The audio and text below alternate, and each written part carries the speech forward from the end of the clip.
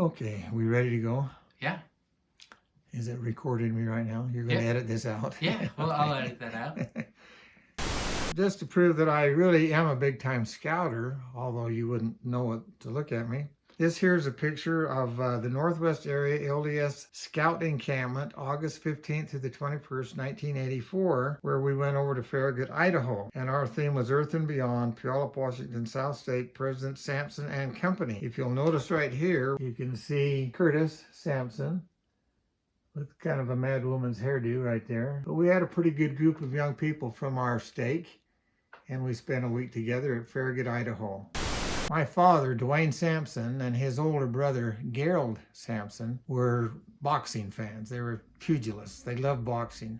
Gene Fullmer became the middleweight champion of the world, and Gene Fullmer was a guy in Salt Lake City, Mormon boy. They call him the Mormon Mauler, and Dad and Uncle Gerald knew him, so they were big-time fight fans. Yeah, on January 24th, 1950, my father and Uncle Gerald took my cousin Paul, who's a year older than me, and myself to the fights down at the fairgrounds in Salt Lake City. Joe Louis, the Brown Bomber, who was the heavyweight champion of the world, was barnstorming around the country, and he came to Salt Lake City to do a 4-round exhibition match with Rex Lane. And Rex Lane was the pride of Utah. He was a sugar beet farmer in Salt Lake City area, but he was one tough guy. And so the thing I remember was what a rowdy crowd it was.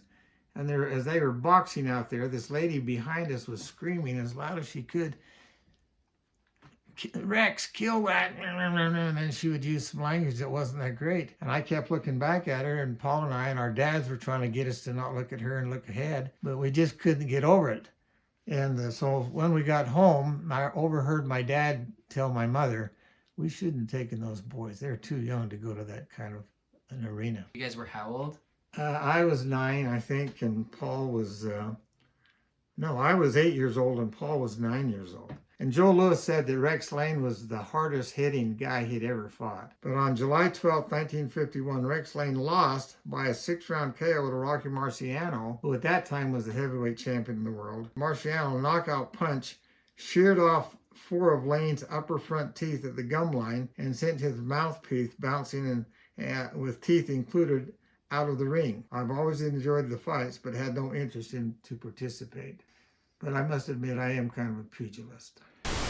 Carolyn and I moved our family from Fort Collins, Colorado in 1978 to Tacoma, Washington. We landed in June of 1978, and in August of 1979, they divided our ward and I was called to be the bishop. And here's a picture of my certificate that I'm a bishop. And you'll notice on here that the first presidency at that time was Spencer W. Kimball, N. Eldon Tanner, Marion G. Romney, and Gordon B. Hinckley. I served as bishop for 3 years and 3 months, and they divided our stake. And although I was the junior bishop in the stake, I became the stake president. L. Tom Perry of the Quorum of 12 Apostles came up and interviewed us and extended the call. And here is a picture of my certificate as stake president. And you'll notice the first presidency, just in 3 years, President Tanner had passed away. So it was Spencer W. Kimball, Marion G. Romney, and Gordon B. Hinckley.